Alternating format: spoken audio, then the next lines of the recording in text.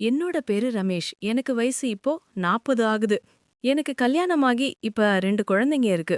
நான் வேலை பார்க்குற கம்பெனி பெங்களூர்ல இருக்கிற பிரான்ச்க்கு 1 வருஷத்துக்கு தற்காலிகமா வேலைக்காக என்ன மாத்துனாங்க. நானும் 1 வருஷம் தனியா போய் வேலை பார்த்துருவோம் அப்படின்னு கிளம்பி அங்க போனேன். எனக்கு 1 வருஷம் தங்குறதுக்கு ஒரு வீட்ட வாடகைக்கு பேசி வச்சிருந்தாங்க. நான் பெங்களூர் போய் இறங்கியதுமே நேரா என்னோட கம்பெனிக்கு போனேன். அங்க என்னோட வீட்டு சாவி, ஆபீஸ் சாவி, பைக் சாவி எல்லாத்தையும் குடுத்து கூடவே அட்ரஸ் கொடுத்து நாளையில இருந்து வேலைக்கு வாங்க அப்படின்னு சொன்னாங்க. நானும் அங்கிருந்து கிளம்பி பைக் எடுத்துக்கிட்டு அந்த அட்ரஸ தேடி கிளம்பினேன். சரியா எங்க ஆபீஸ்ல இருந்து 2 கிலோமீட்டர் தூரத்துல தான் அந்த வீடு இருந்துச்சு. வீடு பாக்குறதுக்கு புதுசா இருந்துச்சு. காலிங் பெல் அடிச்ச உடனே ஒரு 60 வயசானவர் வெளியில வந்தாரு. "தம்பி, நீங்க யாரு?" அப்படின்னு கேட்டாரு. நானும் என்னோட பேரையும் ஆபீஸ் பேரையும் சொன்னேன். "ஓ, நீங்க தானா அது?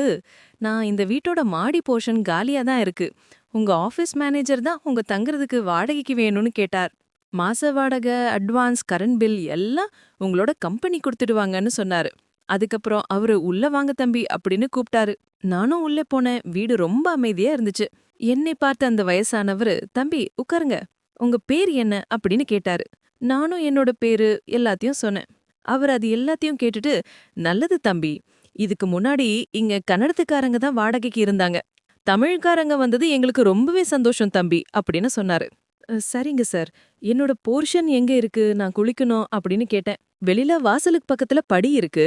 அங்க போய் ரைட் சைட் திரும்பினால் 2வது போர்ஷன் உங்களுக்கு" அப்படின்னு சொன்னாரு. "சரி சார், நான் போய் ரெஸ்ட் எடுக்கிறேன். நாளையிலேருந்து ஆபீஸ்க்கு போணும்" அப்படின்னு சொல்லி அங்கிருந்து வெளியில வந்து படி ஏறி என்னோட ரூமுக்கு போனேன். கதவு தொறந்து உள்ளே போய் பார்த்தா ஹால், கிச்சன், பெட்ரூம், அட்டாச்ட் பாத்ரூம்னா எல்லாமே அம்சமா இருந்துச்சு.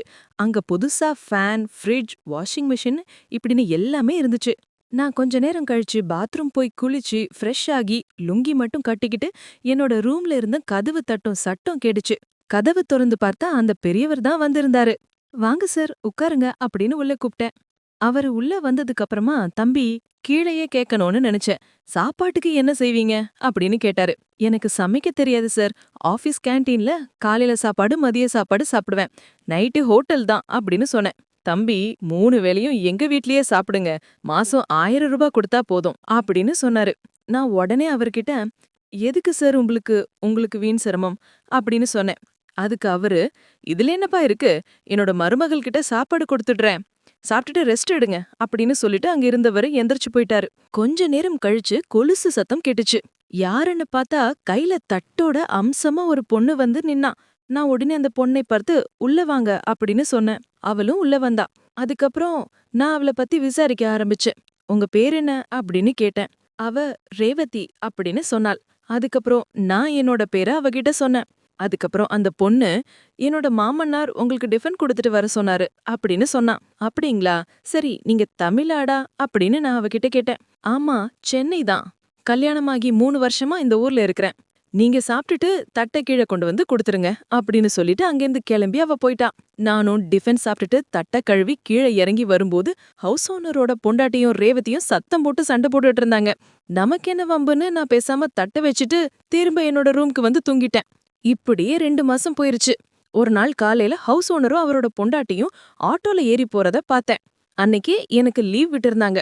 கொஞ்ச நேரத்துல ரேவதி துணி எல்லாத்தையும் காய வைக்கிறதுக்காக மொட்டை மாடிக்கு போனா. நானும் பின்னாடியே போனேன். நான் அவள பார்த்து "ஹாய்" அப்படின்னு சொன்னேன். அவ என்ன பார்த்து "ஹாய்" அப்படின்னு சொன்னா. நான் அவள பார்த்து, "நான் உங்ககிட்ட ஒண்ணு கேட்பேன். நீங்க தப்பா நினைக்க கூடாது. கேட்கலாமா?" அப்படின்னு கேட்டேன். அதுக்கு அவளும் "சரி, கேளுங்க" அப்படின்னு சொன்னாள். "ஏன் உங்கள டெய்லி திட்டுறாங்க?" அப்படின்னு கேட்டேன். "அதுவா, எல்லாம் என்னோட தலையெழுத்து" அப்படின்னு சொன்னாள். நான் உடனே அவகிட்ட, "என்ன ஆச்சுன்னு என்கிட்ட சொல்லுங்க. என்ன ஒரு ஃப்ரெண்டு மாதிரி நினைச்சுக்குங்க" அப்படின்னு சொன்னேன். அதுக்கு அவ, "எனக்கு வயசு இப்ப 22 ஆச்சு. கல்யாணமாகி 3 வருஷம் ஆச்சு. இன்னும் குழந்தையே இல்லைன்னு என்னை திட்டுறாங்க. நான் என்ன செய்வேன்? அவரு சரியில்ல" அப்படின்னு சொன்னாள். நான் உடனே "யாரு?" அப்படின்னு கேட்டேன். "வேற யாரு? என்ன கல்யாணம் பண்ண என்னோட புருஷன் தான்" அப்படின்னு சொன்னாள். "உங்களோட புருஷன் என்ன பண்றாரு?" அப்படின்னு கேட்டேன். அவரு காலையில 5 மணிக்கு எந்திரிச்சு வேலைக்கு போயிட்டு நைட்டு 10 மணிக்கு தான் வருவாரு. வந்த உடனே சாப்பாடு எதுவும் பண்ணாம தூங்கிடுவாரு.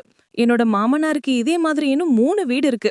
அதுல வர வாடகைய வச்சுதான் நாங்க வண்டிய ஓட்டிட்டு இருக்கோம்" அப்படின்னு சொன்னாள்.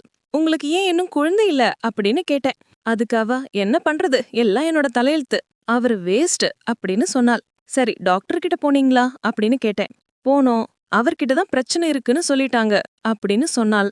நான் உடனே அவகிட்ட உங்க நிலைமை ரொம்ப பாவமா இருக்கே அப்படின்னு சொன்னேன். அதுக்கப்புறம் கொஞ்ச நேரம் பேசிக்கிட்டு இருந்தோம். அதுக்கப்புறம் அவ கிளம்பி போயிட்டா.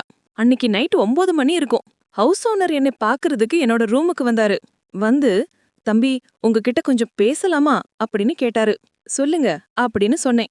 தம்பி என்னோட மனனுக்கு கல்யாணம் ஆகி 3 வருஷம் ஆச்சு. குழந்தை இல்ல. டாக்டர் என்னோட பையனுக்கு தான் பிரச்சனை இருக்குன்னு சொல்லிட்டாரு. என்னோட சொத்துக்கு வாரிசு இல்லாம போயிரும். அதனால நான் ஒரு முடிவு பண்ணிருக்கேன் அப்படின்னு சொன்னாரு. என்ன முடிவு சார் அப்படின்னு கேட்டேன். நீ தான்பா எங்களுக்கு ஹெல்ப் பண்ணணும் அப்படின்னு அவரு என்கிட்ட கேட்டாரு. புரியலையே அப்படின்னு சொன்னேன். நீ என்னோட மருமகள் கூட சேர்ந்து பஜனை நடத்தி பாட்டு பாடு அப்படின்னு சொன்னாரு. இது கேட்ட உடனே சார் நான் கல்யாணமானவன், எங்களுக்கு 2 குழந்தைங்க இருக்கு, எனக்கு பிரச்சனை வரும், என்னால முடியாது அப்படின்னு சொன்னேன். தெரியும்பா, எனக்கு வேற வழி தெரியல, உன் கால்ல கூட விழுகிறேன் அப்படின்னு சொன்னாரு. அட என்ன நீங்க இப்படி பண்றீங்க? சரி உங்க பையனும் உங்களோட மருமகளும் இதுக்கு சம்மதம் சொல்லுவாங்களா அப்படின்னு கேட்டேன். அதுக்கு அவரு நேத்தே இத பத்தி வீட்ல பேசிட்டேன், என்னோட பையனுக்கு ஓகே, என்னோட மருமகள் கொஞ்சம் பிடிவாதமா இருந்தா, அதுக்கப்புறம் அவளும் சரின்னு சொல்லிட்டா அப்படின்னு சொன்னாரு. அப்ப சரி எனக்கு எந்த பிரச்சனையும் இல்ல அப்படின்னு சொன்னேன். அதுக்கப்புறம் கொஞ்ச நேரம் கழிச்சு சரிப்பா நீ இங்கே இரு, நான் போய் எல்லா ஏற்பாடும் பண்றேன் அப்படின்னு சொன்னாரு. கொஞ்ச நேரம் கழிச்சு ரேவதிய புது பொண்ணு மாதிரி ரெடி பண்ணி கூட்டிட்டு வந்தாரு. கொஞ்ச நேரம் கழிச்சு நான் கத்துக்கிட்ட மொத்த வித்தையும் இறக்கினேன். அது அவங்களுக்கு ரொம்பவே பிடிச்சிருந்துச்சு. இந்த கதை உங்களுக்கு பிடிச்சிருந்தா மறக்காம இந்த மாதிரி கதைகள் கேட்க நம்மளோட சேனலை சப்ஸ்கிரைப் பண்ணிடுங்க. அப்பதான் இந்த மாதிரி கதைகள் உங்களால நிறைய கேட்க முடியும்.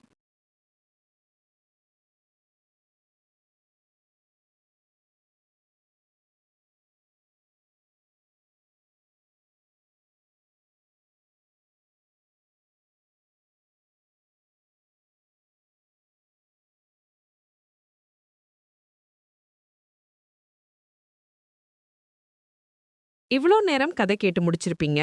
இப்போ சாம்சங் A15 மொபைல் பத்தி என்னோட எக்ஸ்பீரியன்ஸ் ஷேர் பண்றேன். வணக்கம் நண்பர்களே. இன்னைக்கு நம்ம பேச போறது சாம்சங் A15 மொபைல் பற்றி தான். இப்போ எல்லாரும் பட்ஜெட் ரேஞ்ச்ல நல்ல ஃபோன் தேடுறாங்களா? அந்த கேட்டகரியில தான் இவன் வரான். பார்த்தா இதோட லுக் ரொம்ப டீசென்ட்டா இருக்கு. கையில் பிடிச்சா லைட்டா கம்ஃபர்டபுளா ஃபீல் ஆகும். டிஸ்ப்ளே குவாலிட்டியும் டீசென்ட் தான்.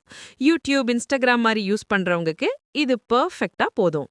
பேட்டரிய பார்த்தா ஒரு நாள் ஃபுல்லா யூஸ் பண்ணலாம். சார்ஜ் வேகமா ஆகும். கேமரா சைடுல நார்மல் லைட்ல நல்ல கிளாரிட்டி வரும். போர்ட்ரேட் மோட்லும் ஓகே தான்.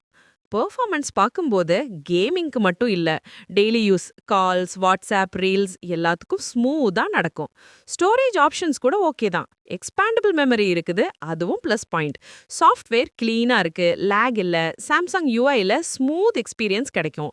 மொத்தத்துல சொல்லணும்னா குறைந்த விலைக்கு நல்ல பெர்ஃபார்மன்ஸ், டீசன்ட் கேமரா, நல்ல பேட்டரி பேக்கப் இதெல்லாம் சேர்த்தா சாம்சங் A15 ஒரு நல்ல பட்ஜெட் மொபைல் தான்.